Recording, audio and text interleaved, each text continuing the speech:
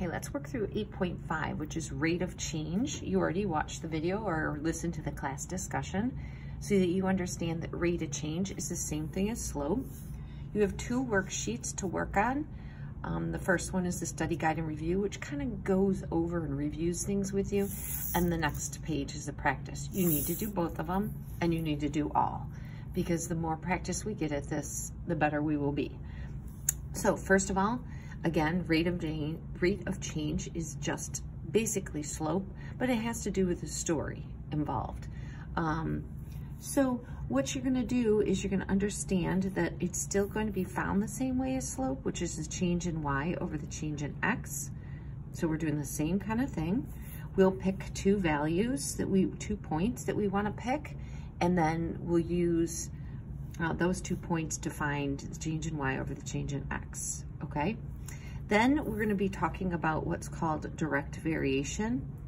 Direct variation is just another type of line, but the line goes through the origin. So like this is a direct variation equation right here. It goes through the origin. If the line goes through the origin, we always say it's a direct variation, or directly proportionate is another way to say it. So when we do direct variation, directly proportionate, we've talked about equations before, there's no plus or minus something, so there's no constant. There's only a coefficient and a variable. And instead of calling it m, which is what we refer to as slope, we call it k for the constant rate of change, okay? Some books will also call it a, but for our purposes, we'll call it k. So let's start. It says find the rate of change for the linear functions. So all I need to do is pick two numbers, because it doesn't tell me find the rate of change between 4 and 6 or between 2 hours and 6 hours. It just says find the rate of change. So I can pick the first and the last if I want to, and then I'm going to just stack the ordered pairs like I did before. This is x, this is y, this is x, this is y. So I can go 6, 3000 over 0, 0. Remember I told you to stack them? This is x, this is y. It's the change in y over the change in x. So you're just going to subtract 3000 minus 0, which is 3000, and 6 minus 0. And then you're going to divide. Rate of change, you want to divide it out. You don't want to leave it as a fraction because it generally has to do with the story. And leaving it as a fraction doesn't make sense.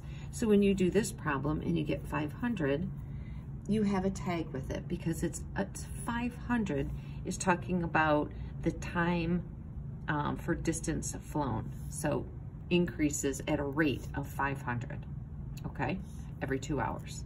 So that's how you're going to do rate of change, just picking 2 points. So when you get to this page, you're going to do the same thing. Pick 2 points from this line. Pick 2 perfect points, like that you can clearly easily see. I can easily see that point there.